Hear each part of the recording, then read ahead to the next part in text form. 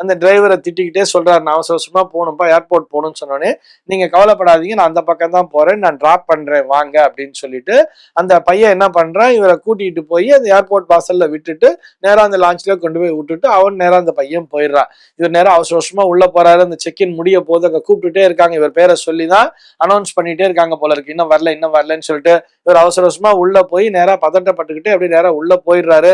எப்படியோ போய் பிளைட்ல போய் உட்காந்துடுறாரு. உட்காந்துடனே அப்பாடா அப்படின்னு உட்காந்துட்டு பக்கத்துல இருக்க கூட பேச ஆரம்பிக்கிறாரு. ஏன் சார் இவ்வளவு பதட்டமா இருக்கீங்க அப்படின்னு சொல்லும் பொழுது அவர் சொன்னாரா, இந்த மாதிரி என் டிரைவரை ஒரு வீணா போனவன் இந்த மாதிரி லேட் பண்ணிட்டான், ரொம்ப லேட் ஆயிடுச்சு அப்படி இப்படின்னு சொல்லிட்டு அவனை எல்லாம் திட்டிட்டு, நல்ல காலம் சார், கடவுள் மாதிரி ஒருத்தன் வந்து சேர்ந்தான், ஒரு கடவுள் மாதிரி ஒரு பையன் வந்தான், அவன் தான் இன்னைக்கு தெய்வம், அந்த பையன் வந்தா என்னை கொண்டு வந்து அழகா ஏர்போர்ட்ல டிராப் பண்ணிட்டான், நானும் கரெக்டா ஃபிளைட்டை பிடிச்சிட்டேன் அப்படின்னு சொல்லிட்டு ரொம்ப சந்தோஷமா சொன்னாராம். அப்படியா, சரி, ஓகே ஓகே, டேக் ஃப்ரீ, ரிலாக்ஸ்ன்னு சொல்லிட்டு அந்த பக்கத்துல இருந்தவர் சொன்னாராம். கொஞ்ச நேரம் கழிச்சு ஃபிளைட்டும் டேக் ஆஃப் ஆயிடுச்சு, போயிட்டே இருக்கு.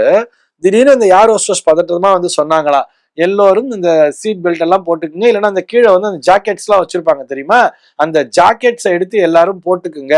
ஏன்னு சொன்னா விமானத்திலே எந்திரமானது கோளாறு ஆயிடுச்சு, இது நம்ம இப்ப கடலுக்கு மேல பறந்துகிட்டு இருக்குது, அதனால எல்லாரும் கீழே குதிக்க வேண்டியதா இருக்கும், நீங்க எல்லாரும் அந்த சேஃப்டி ஜாக்கெட் லைஃப் ஜாக்கெட் எடுத்து போட்டுக்கிட்டு குதிக்க வேண்டியதுதான் அப்படிங்கிற மாதிரி அந்த பொண்ணு சொன்னாலாம்.